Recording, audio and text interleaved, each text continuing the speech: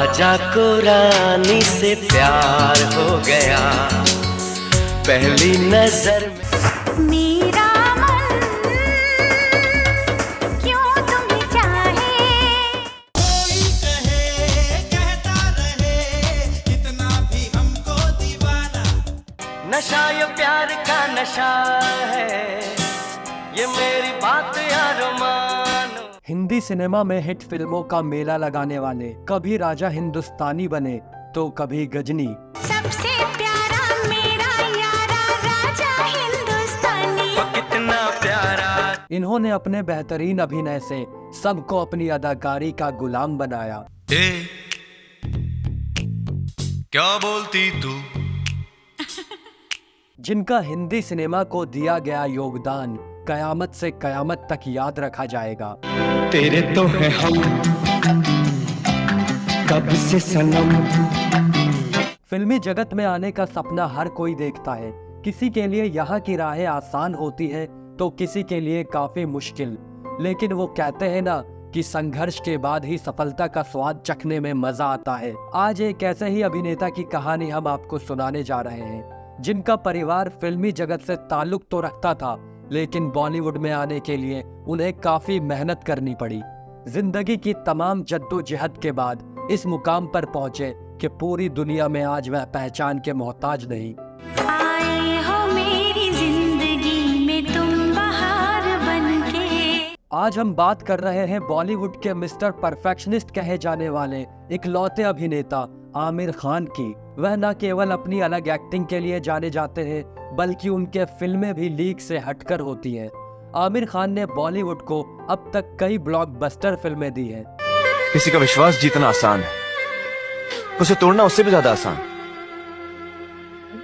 लेकिन मुश्किल है उसे निभाना। कहते हैं प्यार में नींद उड़ जाती है। हाँ, कोई हमसे भी मोहब्बत करे, कम वक्त नींद बहुत आती है यार। आमिर खान का जन्म 14 मार्च 1965 को हुआ था।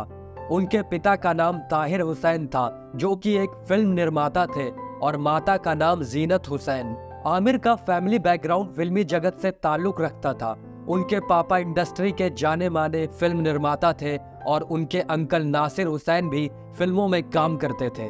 फिल्मी बैकग्राउंड से होने के कारण आमिर की बचपन से ही फिल्मों में दिलचस्पी थी। उन्होंने महज 8 साल की उम्र में ही चाइल्ड आर्टिस्ट के तौर पर नासिर हुसैन के निर्देशन वाली म्यूजिकल फिल्म यादों की बारात में अभिनय किया था। यादों की बारात निकली है आज के द्वारे। उन्होंने साल 1984 में आई फिल्म होली से बॉलीवुड में डेब्यू किया। इसके बाद आमिर की साल 1988 में आई फिल्म कयामत से कयामत तक ने उनकी किस्मत ही बदल दी। कहते हैं बड़ा नाम करेगा बेटा हम। यह फिल्म बॉक्स ऑफिस पर ब्लॉकबस्टर साबित हुई थी। इस फिल्म ने युवाओं को झकझोर दिया था और उस समय लोगों ने इसे कई बार देखा था। इस फिल्म के बाद आमिर रातों रात सुपरस्टार बन गए थे। गज़ब का है दिन, सोचो जरा, प्यार ने जहाँ पे रखा है, झूम के कदम। अपनी पहली ही फिल्म से सुपरस्टार का दर्जा पा चुके आमिर खान की बाकी फिल्में उतनी नहीं चली, पर उसके बाद आमिर के हिस्से में आई फिल्म दिल, जो जीता वही सिकंदर, रंगीला, राजा हिंदुस्तानी, गुलाम, सरफरोश, लगान, रंग दे बसंती, तारे जमीन पर, 3 इडियट्स और पीके सहित कई शानदार फिल्मों में काम कर चुके हैं। है सुना तो भटके मन को राह दिखाता है, होठों को करके गोल सीटी बजा के बोल। फिल्मी दुनिया में ऐसा बहुत ही कम देखने को मिलता है कि किसी एक्टर की लाइफ में कोई डाउनफॉल ना आया हो। कभी ना कभी एक वक्त ऐसा जरूर आता है जब उसकी फिल्में अच्छा परफॉर्म नहीं कर पाती, पर आमिर खान इकलौते ऐसे एक्टर माने जाते हैं जिनके करियर में ये डाउनफॉल देखने को नहीं मिला। हाँ, शुरुआत में अपनी पकड़ बनाने में उन्हें वक्त जरूर लगा, लेकिन एक आधा मूवी छोड़ दे तो इन्होंने लगातार ही दर्शकों को हमेशा ही सुपरहिट फिल्में दी है। जिंदगी जीने के 2 ही तरीके होते हैं, एक जो हो रहा है होने दो, बर्दाश्त करते जाओ, या फिर जिम्मेदारी उठाओ उसे बदलने की। आमिर खान को इंडस्ट्री का सबसे इंटेलिजेंट एक्टर माना जाता है। इन्होंने अपनी फिल्मों से हमेशा कुछ अलग और नया ट्राई किया, जिसकी बदौलत इन्हें तब से लेकर अब तक कामयाबी मिलती आई है। होशियारी, तरकीब और धोखा तीनों मिल जाएं तो लोग उसे जादू समझते हैं। 90 के दशक में ये एक हीरो के तौर पर हिट तो हो गए थे और इनकी फिल्में भी बाकी हीरो से अच्छा बिजनेस कर लेती थी, मगर इन्हें मिस्टर परफेक्शनिस्ट का तमगा सन 2000 के बाद ही मिला। इसके पीछे की एक वजह यह भी है कि उस वक्त इनकी फिल्म मेला जो ठीक ठाक इंटरटेनिंग फिल्म थी, जिसके गाने भी अच्छे थे, पर दर्शकों ने उसे नकार दिया था और वो बुरी तरह फ्लॉप हो गई थी। साले ये जख्म तो कुछ भी नहीं है, जख्म तो वही जो तूने मुझे दिया था जब तू मुझे छोड़ के चला गया। आज अगर मैं वक्त पे नहीं आता तो तेरा क्या होता? हाँ, कुछ नहीं होता मुझे यार। किशन के होते हुए शंकर का कोई कुछ बिगाड़ सकता है क्या? लब कुछ न कहे तो अच्छा है, ये चुप ही रहे तो अच्छा है। उसके बाद आमिर ने गहराई से सोचा और दर्शकों की नब्ज टटोली, और नतीजा ये रहा कि उसके बाद से वो फिल्मों के कंटेंट पर ज्यादा ध्यान देने लगे, जिसमें अच्छी कहानी हो और जो लीक से हटकर हो। इसके लिए इन्होंने मेहनत भी खूब की, स्क्रिप्ट सिलेक्शन पर ध्यान दिया और किसी भी कैरेक्टर को करने से पहले उस कैरेक्टर के लिए मेहनत की। और इनकी मेहनत का नतीजा ये निकला कि दर्शकों को इनकी फिल्में पसंद आती गई और इनकी मेहनत के चलते इन्हें खिताब मिला मिस्टर परफेक्शनिस्ट का।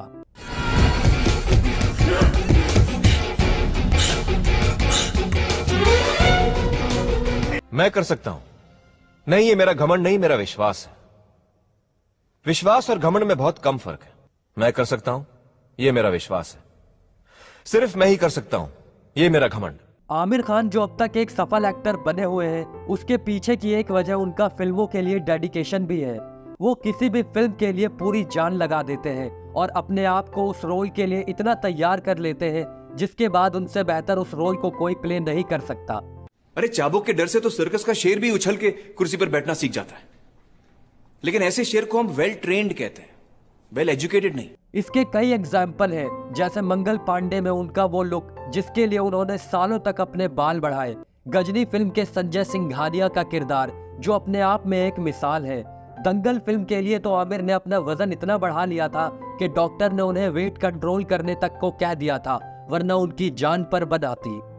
अरे भेड़ की हाहाकार के बदले शेर की एक दहाड़ है प्यार। आपने आमिर के बारे में सुना होगा कि वो कभी भी किसी अवार्ड फंक्शन में शामिल नहीं होते हैं। उसके पीछे की वजह शायद आप नहीं जानते होंगे, पर वो वजह थी उनकी सुपरहिट फिल्म रंगीला। क्या करे क्या ना करे ये कैसी मुश्किल है, कोई तो बता दे इसका। जी हाँ, रंगीला ही वो फिल्म थी जिसके बाद आमिर खान ने अवार्ड फंक्शन में जाना बंद कर दिया था। दरअसल आमिर को यकीन था कि रंगीला में उनके काम के लिए उन्हें ही फिल्म फेयर बेस्ट एक्टर का अवार्ड मिलेगा, लेकिन ऐसा हुआ नहीं। उस साल ही शाहरुख की DDLJ भी आई थी और फिल्म फेयर ने सारे बड़े अवार्ड DDLJ को दे दिए। इसी वजह से आमिर ने अवार्ड शो से दूरी बना ली और वो कोई अवार्ड लेने भी नहीं जाते। यारो सुन लो जरा, हाँ अपना ये कहना। भले ही आमिर किसी अवार्ड फंक्शन में नहीं जाते, पर पिछले 3 दशक से देशवासियों को एंटरटेन कर रहे हैं। पहली फिल्म कयामत से कयामत तक से लेकर उन्होंने लगान, गुलाम, सरफरोश, गजनी, PK, राजा हिंदुस्तानी, तलाश जैसी बेहतरीन फिल्में दी है। भारत सरकार ने आमिर के फिल्म इंडस्ट्री को दिए इस योगदान के लिए साल 2003 में पद्मश्री और 2010 में पद्म भूषण से सम्मानित किया था।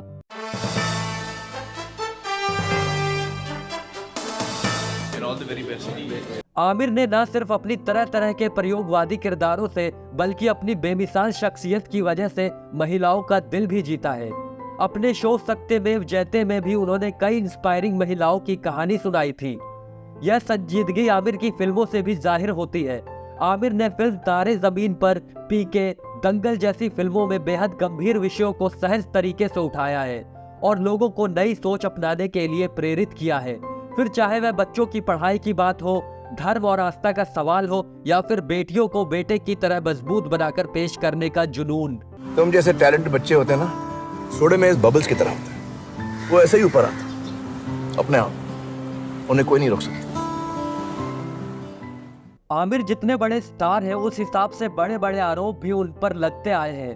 फिर वो बात हो उनके इंटॉलरेंस वाले बयान की जिसके लिए उन्हें अच्छी खासी फजीहत झेलनी पड़ी थी, या फिर बात हो फिल्म पीके में भगवान शिव के अपमान की। अक्सर लोग उन्हें किसी न किसी वजह से ट्रोल करते रहते हैं, पर इन सब बातों से आमिर को कोई खास फर्क नहीं पड़ता है, क्योंकि उनका मानना है कि लोग कई बार सीधी बात को भी उल्टे तरीके से ले लेते हैं और बेवजह का हंगामा करते हैं फ्री की पब्लिसिटी पाने के लिए।